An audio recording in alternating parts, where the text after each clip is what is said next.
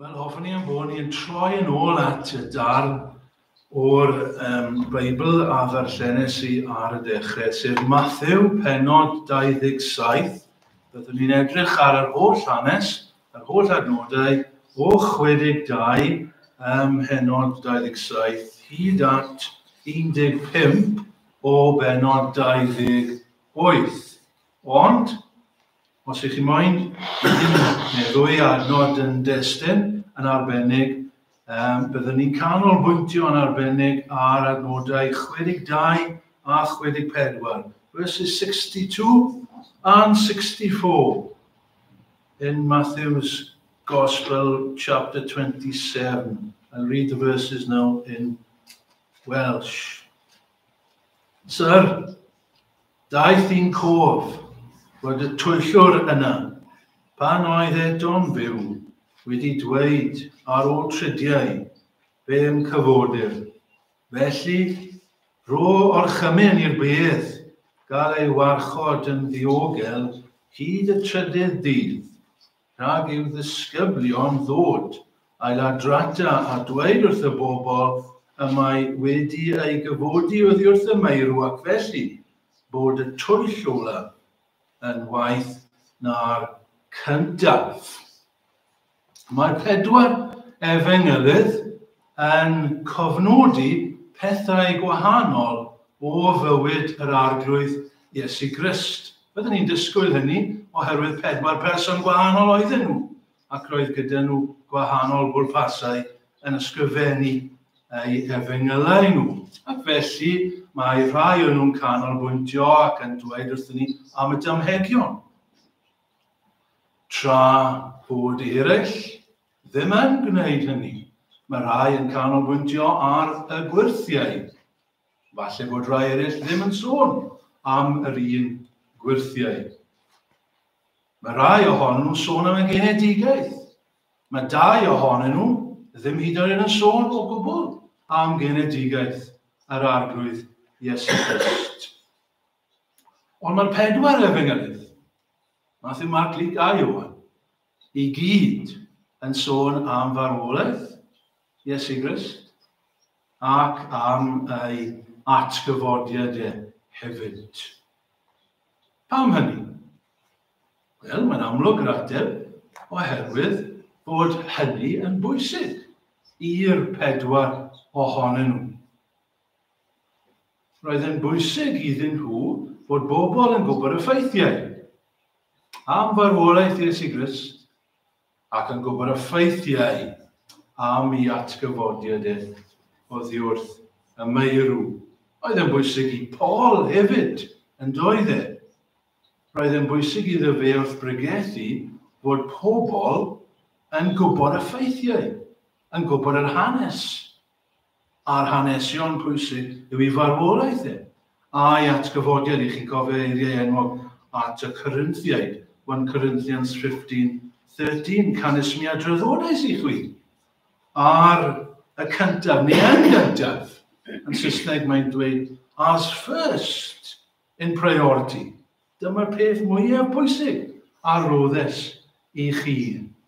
Farw o Grist dros ein pechodau ni yn ôl yr ysgrythurau, a'i gladdu a'i gyfodi y trydydd dydd yn ôl yr ysgrythurau. 4 hefyd, pan oedd e'n pregethu, roedd e'n dweud wrth bobl y ffeithiau bod Iesu Grist wedi marw a'i fod e wedi atgyfodi ar y trydydd dydd. Cwestiwn i chi. Pryd y bu Iesu Grist farw? Ond ych chi'n dweud hwnna'n hawdd. Bu e farw ar Wener, y Groglith. Cywir. Fe fu e farw, fe gais ei roi ar groes, siŵr o fod rhwng 9 o'r gloch a 3 o'r gloch. Cwestiwn arall i chi. Pryd y cododd e? Wel, ni'n gwybod hynny hefyd. Yndyn ni, fe gododd e ar ddydd cyntaf yr wythnos, sef bore Sul y Pasg. Cwestiwn arall i chi. Beth ddigwyddodd ar y Sadwrn? Rhwng y ddau. Ni'n gwybod bod yr arglwydd Iesu Grist yn y beth. Roedd e'n farw. Roedd e mor farw yn y bedd a'r bobl sydd yn farw yn y bedd yn y fynwent y bore yma. Ble oedd y disgyblion? Oedd y disgyblion wedi ffoi, ynddo nhw. Roedden nhw wedi cael ofon ac wedi cuddio. Ble roedd y gwragedd? Ni'n gwybod ble roedd y gwragedd, oherwydd mae Luc yn dweud wrthyn nhw. Mae'n adnod hyfryd dwi'n credu ar ddiwedd pennod 23 o Luc yn dweud bod y gwragedd wedi gorffwys yn ôl y gorchymyn oherwydd roedd hi'n Sabath. Y dydd Sadwrn. A ddigwyddodd rhywbeth arall ar y dydd Sadwrn yna. Wel do, roedd un grŵp yn anesmwydd ac yn cynllwynio, sef y prif offeiriaid a'r Pharisëaid. A nhw sy'n cael y sylw gan Matthew fan hyn. Ar y dydd Sadwrn, maen nhw'n dod at Pilate.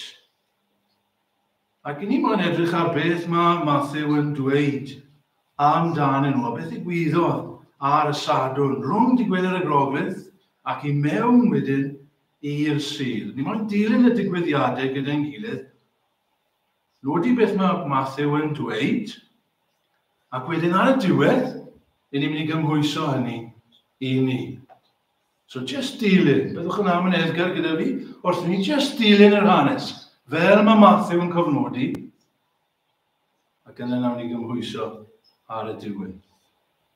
Adnod 62 felly i ddechrau. Tranoedd, medd Matthew, y dydd ar ôl. Hynny yw y dydd ar ôl dydd Gwener. Y dydd ar ôl dydd Gwener y Groglith.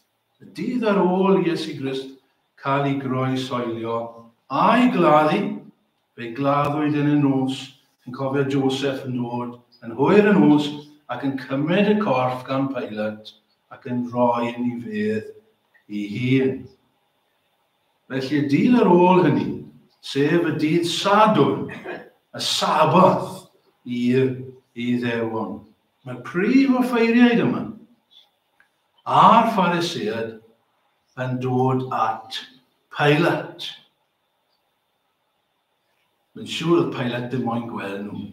Mae'n siŵr oedd Pilate am ddwrnod tawel. Allai ddechmygu Pilate yn meddwl, cnoc ar y drws, o na, dim chi eto. Beth i chi moyn nawr? Pwy oedd yr prif offeiriaid a'r Pharisëaid yma? Wel, chi'n gwybod, chi, y Pharisëaid oedd y sect mwyaf crefyddol yn Israel ar y pryd. Pwy oedd y prif offeiriaid? Wel, y prif offeiriaid oedd y bobl oedd yn edrych ar ôl yr addoliad yn y deml. Oedd yn trefnu yr aberthau a'r holl addoliad yn y deml. Llawer ohonyn nhw, yn debyg, yn Sadwceaid. So pwy sydd gyda ni fan hyn yw arweinwyr crefyddol yr Iddewon. A nhw sy'n dod at Pilate, mae'n ymddangos yn gynnar ar fore y Sadwrn. Mae nhw'n anesmwydd am rhywbeth. Mae nhw'n methu cysgu. Mae rhywbeth ar eu meddyliau nhw. A dyn nhw ddim yn gallu aros. Mae nhw'n gorfod mynd at Pilate yn syth. A maen nhw'n dod ar y Sabath, sylwch. Yn wahanol i'r gwragedd oedd yn gorffwys yn ôl y gorchymyn. Mae'r bobl yma oedd yn grefyddol yn fodlon mynd i weld Pilate ar y Sabath. Roedden nhw'n hoffi cyhuddo Iesu Grist pan oedd e'n fyw o dorri'r Sabath. Doedd Iesu Grist byth wedi torri'r Sabath, roedd e dim ond yn gwneud da ar y Sabath. Ond dyma nhw, nawr, y Pharisëaid a'r arweinwyr hyn, yn dod ar y Sabath at Pilate. ni wedi dod ar traws rhain o'r blaen, wrth gwrs. Rhain oedd wedi dal Iesu yn y lle cyntaf, trwy ddanfon y milwyr i'r ardd i'w ddal. Rhain oedd wedi mynd â Iesu at Pilate, a dweud wrth Pilate, mae eisiau ti ddedfrydu'r dyn yma i farwolaeth. Rhain oedd wedi cael y dorf i weiddi croeshoeliwch e. Rhain oedd wedi bod yn y llys yn rhoi tystiolaeth yn erbyn Iesu Grist fel bod e'n cael i ddedfrydu i farwolaeth. Rhain oedd y rhai oedd wrth y groes, oedd wedi gwawdio Iesu wrth y groes. Rhain oedd wedi gweiddi fel hyn. Tyr di lawr, os mai ti yw mab Duw. Ti sydd am fwrw'r deml i lawr a'i hadeiladu mewn trydiau. Achub dy hun. Os mab Duw wyt ti, a disgyn oddi ar y groes. Nhw oedd wedi watwa A nhw nawr sydd yn dod yn bore ar y bore Sabath y Sadwrn yma at Pilate. Sir, parchus iawn i Pilate. Daeth i'n cof. Ni wedi cofio rhywbeth. Nawr, dyma'i problem nhw. Mae rhywbeth yn nagio, mae rhywbeth yn poeni y bobl hyn. Ni wedi cofio fod y twyllwr yma, tra'r oedd e'n fyw, wedi dweud rhywbeth. Tra'r oedd e'n fyw, sylwch, mae wedi marw, maen nhw'n gwybod hynny, ond tra'r oedd e'n fyw, ni'n cofio fe'n dweud rhywbeth. Ac oedd hyn yn ei poeni nhw. Ar ôl trydiau, fe am cyfwlir. Mae'n aros gyda hynny am ychydig. Sylwch ar rai pethau gyda fi. Sylwch ar ei atgasedd nhw i ddechrau. Mae e hatred. Ni wedi gweld hyn yn barod, yn dyn ni. Ond mae Iesu Grist wedi marw, a mae dal yr atgasedd yma ato fe, y twyllwr yna. Mae ddim hyd yn oed yn gallu galw wrth i enw.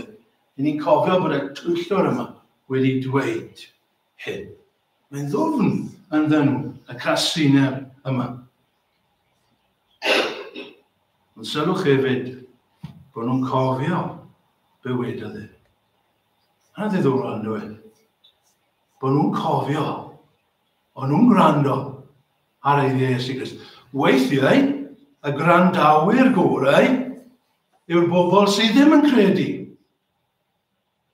Weithiau, mae'r bobl sydd ddim yn credu yn gwrando'n well ar air Duw na'r bobl ddyle gwrando ar air Duw. Ond nhw'n cofio, roedd y disgyblion ddim yn cofio.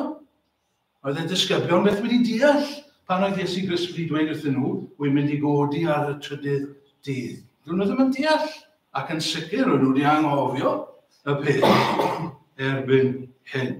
Ond rai gelynion, nhw'n cofio. Iesu wedi dweud ar ôl 3 diwrnod fe fydd e'n codi. A mae'n disturbio nhw. Mae'n peri ofn nhw. Ond nhw'n gobeithio bod y busnes Iesu hyn rwysto. Ond nawr nhw'n cofio hyn. A mae cynllun gyda nhw felly, maen nhw'n meddwl. A maen nhw'n dod ar Pilate gyda'i cais nhw. A dyma maen nhw'n dweud wrth Pilate. Falle daw'r disgyblion hyn.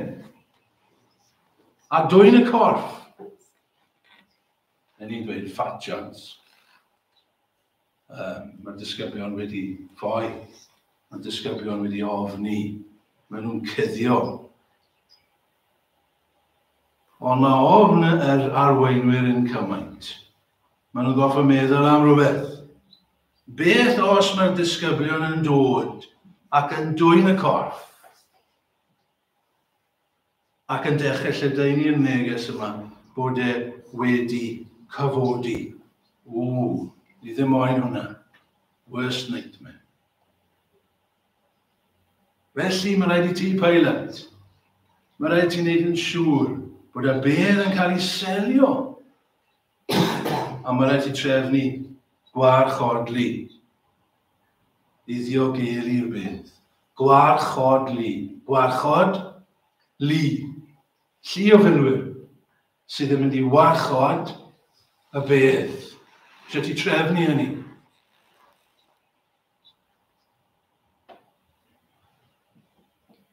Pilate yn gyniadau. Ac maen nhw'n mynd, a maen nhw'n selio'r bedd. Siwr o fod mae hynny'n golygu bod nhw wedi rhoi cwer, wax, dros y bedd. Dim wneud e'n fwy fel saff, ond roedd yn fwy o datganiad bod y rhifain tu ôl I hyn. Os ych chi'n torri'r sêl hyn, ych chi'n torri'r gyfraith. Bydd rhifain ar eich ôl chi. Ac felly, ni moyn selio'r bedd y maen yna'n barod, wrth gwrs. Fe fydd yna warchodlu, fe fydd yna milwyr yna yn diogelu. Ewch, medd Pilate, mae gyda chi hyn. Felly dyna dydd Sadwrn. Gan I fynd ymlaen I ddydd Sul, pennod 28. Mae Sadwrn yn pasio. Ac felly ni'n mynd mewn bore dydd Sul. Dydd cyntaf yr wythnos. Sabath drosto nawr. Ac mae dydd yn dechrau gwawrio. Mae Matthew yn darlunio y ddwy Mair. Mair Magdalen a Mair Mam Iago a Joseph. Ond ni'n gwybod bod yna wragedd eraill hefyd. Ond roedd rheini yn dod tuag at y bedd. Ac wrth nesau medd Matthew, yna ddeiargryn, an earthquake. Dyma'r ail waith I ddeiargryn digwydd mewn 3 diwrnod, oherwydd roedd yna ddeiargryn pan groesoediwyd Iesu Grist. Y ddeiargryn yn aml yn y Beibl yn cynrychioli presenoldeb Duw. A dyna sy'n sicr yma hefyd, oherwydd mae Duw yn danfon angel i'r sefyllfa. A mae gwaith arbennig gyda'r angel yma. Mae wastad gwaith arbennig gyda angelion, a mae angelion yn barod I wasanaethu Duw. A fi yw hyn, dychymyg fi yw hyn, fi'n dychymygu yn y nefoedd yr angelion I gyd yn dweud, allai wneud. Weithio yn yr ysgol, mae plant yn gofyn I fi, allai wneud hyn, allai wneud hyn, a fi ar neges I chi. Ac a fi roi'r llyfrau mas, fi'n dychymygu'r angelion yn y nefoedd yn dweud, fi mo'n y job yn hyn, ro fe I fi. Wy'n bolo mynd lawr, blys yn ni'n lygo treiglo'r maen. Mae Duw yn danfon un o'i angelion, a'r job yw I dreiglo'r maen. To remove the stone. Nawr, doedd dim angen mwyn I Iesu ddod mas, oherwydd roedd Iesu wedi atgyfodi'n barod. A doedd dim eisiau neb I symud carreg mwyn I Iesu Grist dod yn rhydd, oherwydd mae Iesu Grist yn gallu cerdded trwy drysau, mae'n gallu cerdded trwy maeni. Dyna'n broblem. Nid dyna pam danfonwyd yr angel. Pam danfonwyd yr angel, pam oedd eisiau treiglo'r maen, felly, o 2 reswm. Mwyn i'r bobl, mwyn i'r gwragedd weld, bod y bedd yn wag. Ac yn ail wedyn, maen nhw'n gallu mynd I mewn i'r bedd, a gweld bod y bedd yn wag.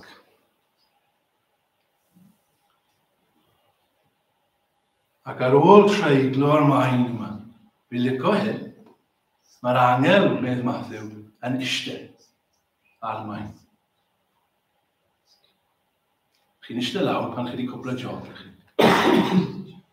Wy'n eitha hapus da'r job yna. Fi'n mynd I eistedd. A mae'r angel yn eistedd ar y maen. Job done. Ond beth am y gwarchodlu? Beth ddigwyddodd iddyn nhw, y gads yma? Wel, mae Matthew yn dweud bod nhw wedi mynd fel marw. Bod nhw wedi mynd yn ddi yma. Dim marw. Reit, nhw ddim wedi marw, ond nhw wedi mynd fel marw. Yn ddi ymadferth. Fel cwmp ar y llaw. o flaen y bod nefol yma, o flaen yr anghelion yma. Ond mae'r anghelion yn siarad yn garedig gyda'r wragedd. Peidiwch wi a ofni. Mae'r anghelion yn gwybod pwy yw pobl Dduw. A maen nhw'n gwybod pa mae'r gwragedd yma. A maen nhw'n dweud, mae'r angel yn dweud wrth y gwragedd, peidiwch ag ofni. Wy'n gwybod bod chi'n chwilio am yr arglwydd. Dyw e ddim yma. Mae wedi codi. Fel y dywedodd. Cofiwch hynny? Fel y dywedodd e. Rhaid, ewch nôl at beth oedd yr arweinwyr yn dweud. I ni'n cofio fe'n dweud hyn. A mae'r angel yn dweud, mae wedi codi. Fel y dywedodd e. Y byddai e yn cyfodi. A maen nhw'n gwahodd yr angel neu'r anghelion siwr o fod mwyn y gyd, a mae'r anghelion yn gwahodd y gwragedd i weld lle roedd Iesu wedi gorwedd. Ond mae rhaid i nhw fynd yn ys, ac mae rhaid i nhw fynd yn ôl i ddweud wrth y disgyblion bod e wedi cyfodi. A mae'n rhaid i nhw fynd i Galilea ac ewn nhw weld e yno. A maen nhw'n mynd nôl yn ofni, ond gyda llywynydd. Ac ar ei ffordd yn ôl, pwy sy'n cwrdd â nhw, ond Iesu Grist ei hun. Ac yma e yn dweud wrth nhw'r un peth, i fynd a dweud wrth y disgyblion bod e wedi codi, a fe fydd yn cwrdd â nhw yn Galilea. Ond beth am y gwarchodlu? Beth am y milwyr yna? Beth ddigwyddodd iddyn nhw? Wel, mae Matthew yn dweud wrthyn ni bod rai ohonyn nhw wedi mynd nôl i mewn i'r ddinas a dweud wrth y prif offeiriaid am beth oedd wedi digwydd, am y ddaeargryn, am yr angel, am y bedd gwag. A maen nhw wedyn am gynnill gyda'r henuriaid. A beth maen nhw'n penderfynu? Maen nhw'n penderfynu ar hyn. Nawn ni roi arian i chi i gadw'n dawel am hyn. A nawn ni roi arian mawr i chi, lot o arian. Os newch chi ddweud wrth bobl, os maen nhw'n gofyn, bod y disgyblion wedi dod yn y nos a wedi dwyn y corff. Chi'n gweld yr eir ni? Yr union beth oedd y prif offeiriaid ddim moyn i ddigwydd. Maen nhw nawr yn talu y milwyr yma i lledaenu y newydd yna. Bod y disgyblion wedi dod a dwyn corff.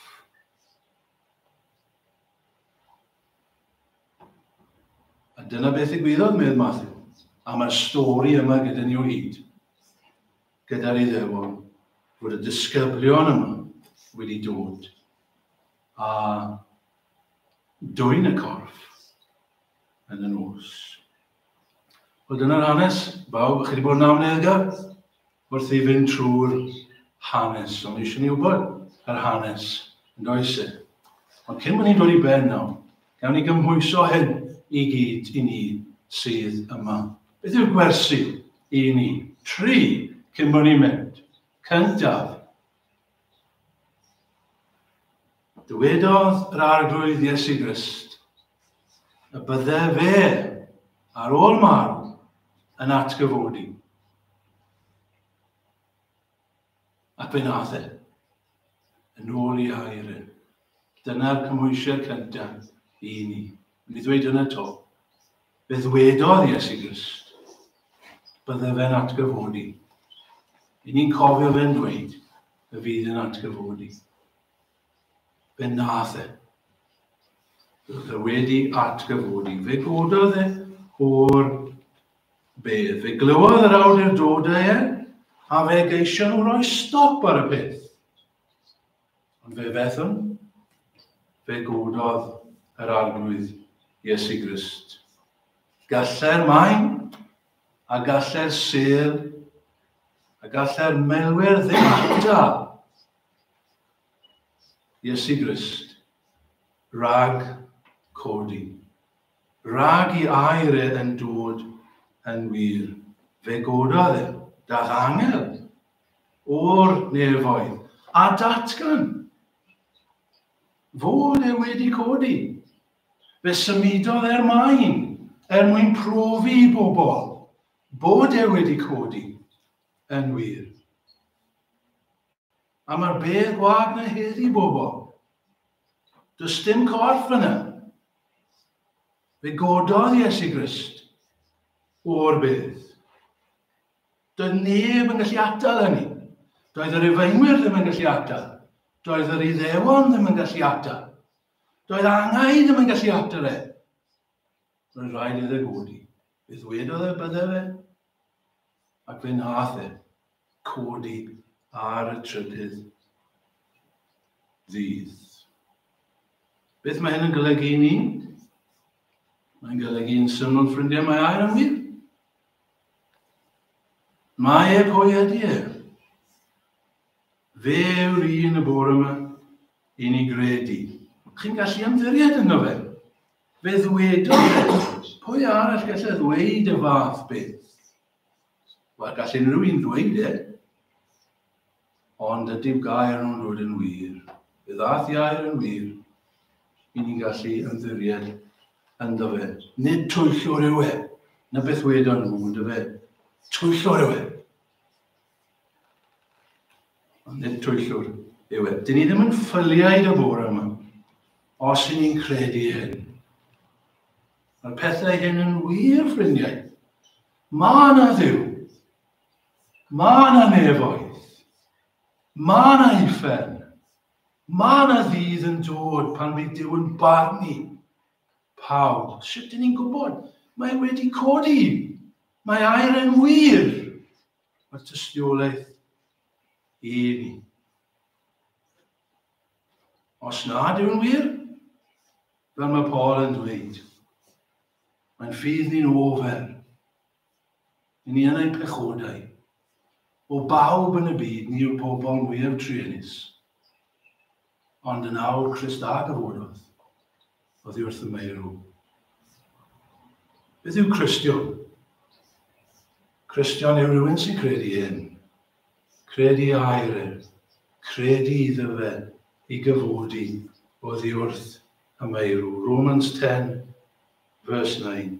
Os cyffesu a ddenau yr arglwydd Iesu a chredu yn dy galon I Dduw ei gyfodi efo feirw cadwedig fyddi.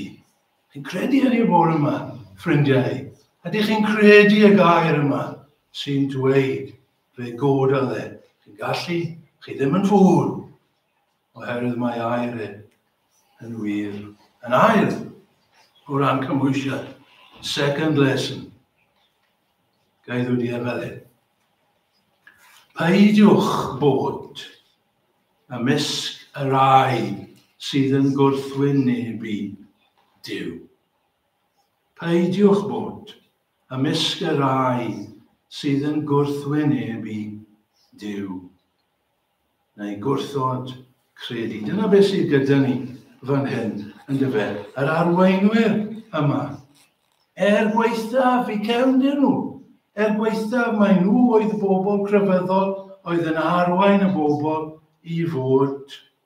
Gweithaf beth o'n nhw wedi gweld. Gweithaf beth o'n nhw wedi clywed. O'n nhw'n pasu credu. O'n nhw'n casau y gwir. Oedden nhw'n casau yr efengyl. O'n nhw ddim moyn Mesoea fel hyn. O'n nhw ddim moyn Mesoea oedd wedi I wawdio a'i felltithio ar groes. Doedden nhw ddim moyn Mesoea oedd yn codi yn llythrenol, yn gorfforol o'r bedd. A'i holl egni yn erbyn yna. Mae rhaid I ni gael gwared hyn. Mae rhaid I ni ladd y sôn yma yn nawr. Chi'n gwybod, ffrindiau?